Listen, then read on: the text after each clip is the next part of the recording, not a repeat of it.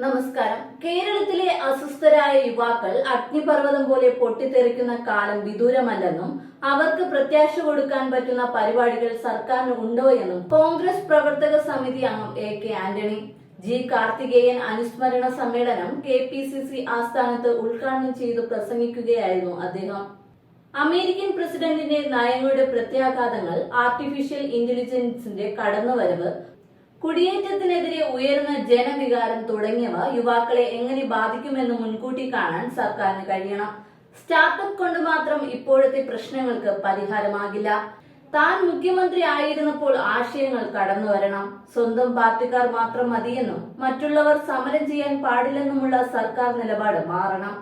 മധുരഭാഷണത്തിലൂടെ കഴിയില്ല, വാഗ്ദാനം നൽകി ഇനിയും ചെറുപ്പക്കാരെ കബളിപ്പിക്കുന്നു. അന്യസംസ്ഥാന തൊഴിലാളികൾക്ക് ലഭിക്കുന്ന ശമ്പളം പോലും അഭ്യസ്തവിദ്യരായ മലയാളികൾക്ക് നാട്ടിൽ കിട്ടുന്നില്ല. എല്ലാവരെയും ഒന്നായി കാണാൻ സർക്കാരിന് കഴിയുന്നില്ല. അങ്ങനെയായിരുന്നുവെങ്കിൽ ആശാവർക്കർമാർക്ക് ഇത്രയും നാള് സമരം ചെയ്യേണ്ടി വരില്ല എന്നും എ.കെ. ആന്റണി കുറ്റപ്പെടുത്തി.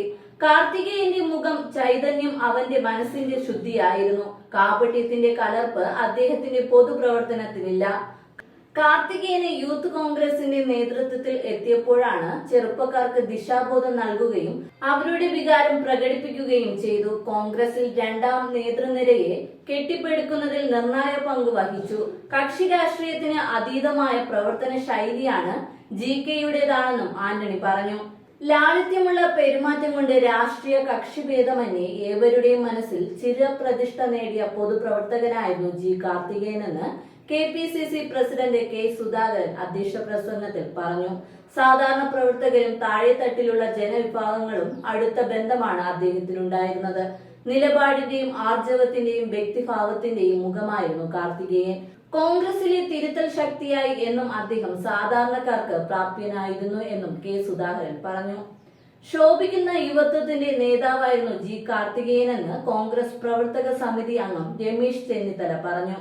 വെല്ലുവിളികളെ ധീരമായി നേരിട്ട് ലാഭനഷ്ടത്തിന്റെ കണക്ക് നോക്കി ഒരിക്കലും കാർത്തികേയൻ പ്രവർത്തിച്ചിട്ടില്ല. എതിരഭിപ്രായം രേഖപ്പെടുത്തുമ്പോഴും കോൺഗ്രസ് വികാരം കൈവിടാത്ത നേതാവായിരുന്നു കാർത്തികേയനെന്നും രമേശ് ചെന്നിത്തല പറഞ്ഞു.